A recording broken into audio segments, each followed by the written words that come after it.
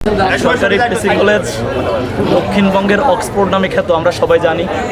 এখানে বাংলাদেশের বিভিন্ন জায়গা থেকে, কুমিল্লা, খুলনা বিভাগের বিভিন্ন জেলা, প্রত্যেকটা জেলা বলতে পারেন, সেই সব জায়গা থেকে স্টুডেন্টরা দূর দূরান্ত থেকে এসে এইখানে হোস্টেলের ডালের পানি, তারপর অন্যান্য যে নর্মাল খাবার, এরা দূর দূরান্ত থেকে এসে টিউশনি করে সামান্য যে ইনকাম করে, সেই ইনকামের টাকা দিয়ে এরা হলে থাকে। সেই টাকা দিয়ে এরা এই জায়গায় পড়াশোনা চালিয়ে যাচ্ছে। কিন্তু হলের ভিতরে যে নাজুক পরিস্থিতি, সেই পরিস্থিতিটাকে প্রিন্সিপাল স্যারের কাছে আমরা বিভিন্নভাবে জানানোর চেষ্টা করছি। আমরা চিঠি দিয়ে বলেন, স্যারের কাছে যেয়ে বলেন, কিন্তু আমরা খুনি হাসিনার সময়ে দেখেছি স্বৈরাচার কীভাবে বাংলাদেশটাকে পরিচালনা করছে। ঠিক প্রিন্সিপাল স্যার ঠিক স্বৈরাচারী কায়দায় আমাদেরকে আবার আমাদের যে মতামত, সেই মতামতটাকে মূল্যায়ন করছে না। সেই মতামতটাকে মূল্যায়ন না করে তাই সেই স্বৈরাচারী কায়দায় নতুন করে আবার এখানে ফ্যাসিবাদ কায়েম করতে যাচ্ছে। আমাদের যখন হল বন্ধ দেয়, তখন আমরা দেখতে পাই আমাদের হলের ভিতরে আমাদের প্রয়োজনীয় যে মালামাল, আমাদের যাবতীয় যে ব্যবহারিক যে মালামালগুলো থাকে, এগুলো প্রতিনিয়তই চুরি হচ্ছে। আমরা এই নিয়ে প্রিন্সিপালের কাছে আমরা অনেকবারই গেছি যে আমাদের হলের ভিতরে যে মালামালগুলো আছে তাহলে এগুলো নিরাপত্তায় থাকে, বা আমাদের জন্য একটা নিরাপত্তা প্রয়োজন, এটা বারবার তার কাছে গেছি। কিন্তু তার কাছে গেলে তারা সবসময় আমাদের এভাবে হুমকি দেয় যে তোমাদের দেখে নেব। তার কাছে আমরা যখনই কোনো আবেদন নিয়ে যাই, সে আমাদেরকে বলে তোমাদের নাম্বার দাও, তোমাদের নাম দাও, তোমাদের ডিপার্টমেন্টের দাও। সে আমাদের সবসময় হুমকির ভিতরে রাখে। এমনকি আমরা সাধারণত আমাদের ক্যাম্পাসের ভিতরে আমরা কোনো রাজনৈতিক কোনো প্ল্যাটফর্ম চাই না। আমরা জাতীয় যেসব দিবসগুলো আছে, এই দিবস ছাড়া আমরা অন্য কোনো দিবসে যাচ্ছি না। কিন্তু এর কিছুদিন আগে আমাদের প্রিন্সিপাল স্যার একটা প্রোগ্রামে জোরপূর্বকভাবে নিয়ে গেছে। আমরা প্রিন্সিপাল স্যারকে বলেছি যে স্যার, আমরা জাতীয় দিবস ছাড়া আমরা কোনটা যাইতে চাই না। সে আমাদেরকে এইভাবে বাধ্যতা করেছে, তোমরা যদি হলে থেকে যদি না যাও, তোমাদেরকে আমরা কর্মচারী দ্বারা দেখে নিব। সে আমাদেরকে বলেছে যে তোমাদের আমরা দেখে নেবো, কর্মচারী দ্বারা সে আমাদের কিভাবে দেখে নিতে চায়। সে আমাদেরকে মারতে চায়, আমাদেরকে মারার পর্যন্ত হুমকি দেয়। সে আমাদের সকল সময় আমাদের ভয় ভীতি দেখিয়ে আমাদেরকে দমিয়ে রাখতে চায়। আমরা এই যে স্বৈরাচারী আবির্ভাব তৈরি হয়েছে, আমরা এই আবির্ভাব আমরা তৈরি হতে দিব না। এই অনার্সের যে প্রত্যেক বছর যে শিক্ষার্থীরা জাতীয় বিশ্ববিদ্যালয়ে কিন্তু মানুষ পড়াশোনা কেন করে, এখানে কিন্তু অসচ্ছল পরিবারের লোকজনরাই আমরা এখানে পড়াশোনা করি। কিন্তু কলেজ আমাদের কাছ থেকে প্রত্যেকটা বছর ফর্ম ফিল আপে আপনার টাকা বিভিন্ন হারে বিভিন্ন ছাড় দেখিয়ে টাকা বৃদ্ধি করছে। এমনকি আমাদের চতুর্থ বর্ষে আমাদের যে টাকা বৃদ্ধি করা হয়েছে, আমরা এ নিয়ে তার কাছে আমরা 2-3 বার গেছি। আমাদের এই পর্যন্ত আমাদের অনুরোধ করা হয়েছে যে তোমাদের এই শেষ বছর, আমরা এরপরে আর কোনো টাকা বৃদ্ধি করবো না।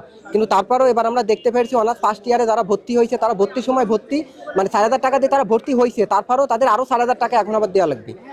এই যে অতিরিক্ত যে ফিটা নিচ্ছে, তারপরে অনার্স ফার্স্ট ইয়ারের আবার আপনার এই ফর্ম ফিল আপ দিচ্ছে। এই ফর্ম ফিল আপের সময় এবারও অধিক হারে টাকা বৃদ্ধি করা হচ্ছে। প্রত্যেকটা বছর শিক্ষার্থীদের এরা হয়রানি করে এরকম এই যে ফর্ম ফিল আপের টাকা বিভিন্ন সার দেখিয়ে এই যে টাকাটা নেওয়া হচ্ছে আমাদের কাছ থেকে। এটা আমাদের প্রিন্সিপাল সারি করতেছে, আমরা তার কাছে বারবার গেছি। বর্তমানে যে আকাঙ্ক্ষিত প্রচুর পরিমাণে ঘটনা ঘটতেছে, ছাদ ভেঙে স্টুডেন্টদের মাথায় পড়তেছে। আমরা প্রিন্সিপাল স্যারকে যখন বলি যে ছাদ ভেঙে পড়তেছে, প্রিন্সিপাল স্যার এই ব্যাপারে কোনো প্রকারের কোনো সহযোগিতা আমাদের করতেছে না। প্রিন্সিপাল স্যার আমাদের হলের ছাদ দেখতেছে না। প্রিন্সিপাল স্যার দেখতেছে হলের মধ্যে কোথায় তাল গাছ আছে, কোথায় আম কাঁঠাল আছে। প্রিন্সিপাল স্যার দায়িত্বে আসার পর থেকে আমরা প্রচুর পরিমাণে সমস্যার মধ্যে আছি। সম্প্রতি সময় আমাদের অনার্স চতুর্থ বর্ষের পরীক্ষা চলতেছে।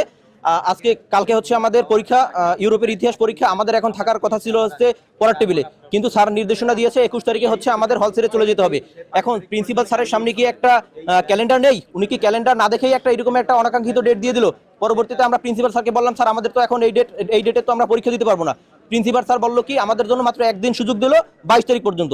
তো প্রিন্সিপাল স্যারের এত কলেজে এত উন্নয়ন হচ্ছে, প্রিন্সিপাল স্যারের সামনে কি একটা ক্যালেন্ডার পর্যন্ত নাই? 22 তারিখ শুক্রবার আমরা জুমার নামাজ পড়বো কোথায়? আজকের এই আন্দোলনের বিষয়ে আমরা যখন মেয়েদেরকে জানাই, তখন মেয়েরা আসতে ভীতু হয়। কারণ তারা বলে যে আমাদের কি বিভিন্ন হলের ব্যর্থতা এবং উন্নয়নমূলক কার্যক্রম নিয়ে আমরা যখন প্রিন্সিপালের কাছে যাই, প্রিন্সিপাল এটা খুব বাড়াবাড়ি করে এবং 5টা মেয়ের সিট তারা হল থেকে কেটে দেয়। এই যে ভীতি, কারণ আমরা তো 5 তারিখের পরের বাংলাদেশে এই ধরনের ভীতি দেখতে চাই না। কারণ মেয়েদেরকে আপনার বিভিন্নভাবে হ্যারাসমেন্ট করে এবং প্রত্যেকটা শিক্ষার্থীরা তার বিভিন্ন স্বার্থন্বেষী কাজে ব্যবহার করে। যেমন সে বিভিন্ন জেলার যে প্রোগ্রামগুলো, কলেজের তার সাথে কোনো সম্পৃক্ততা নাই, সে বাধ্যতামূলক সেই প্রোগ্রামগুলোতেই স্টুডেন্টদের নিয়ে যায় এবং সেখানে বলে যদি আমার প্রোগ্রাম করতে হবে বাধ্যতামূলক আসতে হবে, হলে থাকতে হলে, নাহলে অ্যালার্ট বাতিল হবে। আমাদের যখন বিভিন্ন রকম সমস্যার সম্মুখীন হই, আমাদের যখন ডাইনিংয়ের সমস্যা হয়, আমাদের প্রিন্সিপালের তখন কোনো খেয়াল থাকে না সেদিকে। আমাদের যখন নিরাপত্তার সমস্যা হয়, প্রিন্সিপালের সেদিকে নজর থাকে না। পুকুরে যখন মাছ বড় হয়, প্রিন্সিপালের সেদিকে নজর থাকে। আমাদের সিকিউরিটির সমস্যা হয়, প্রিন্সিপালের নজর থাকে না। কিন্তু আম গাছে যখন আম পেকে যায়, সেদিকে প্রিন্সিপালের নজর থাকে। আমরা জানাইতে চাই, আমরা আজকে সমগ্র দেশবাসীর মাধ্যমে, এই মিডিয়ার মাধ্যমে জানাইতে চাই যে মাছের দিকে যেরকম নজর থাকবে, আমাদের স্টুডেন্টের দিকে যেন সেরকম নজর থাকে। আমরা স্টুডেন্ট, তারা আমাদের অভিভাবক, সুতরাং তাদের অভিভাবকের যে দায়িত্ব, সেই দায়িত্ব যেন তারা সম্পূর্ণ সঠিকভাবে পালন করে। যদি এই দায়িত্ব পালনে তারা ব্যর্থ হয়, তাহলে তাদের সেই জায়গা থেকে অব্যাহতি নেওয়া উচিত। কারণ সে যদি দায়িত্ব পালনে যদি সে ব্যর্থ হয়, তাহলে তার সেই জায়গায় থাকার কোনো প্রয়োজনীয়তা আমরা দেখি না। যারা স্টুডেন্ট বান্ধব শিক্ষক, আমরা তাদেরকে চাই।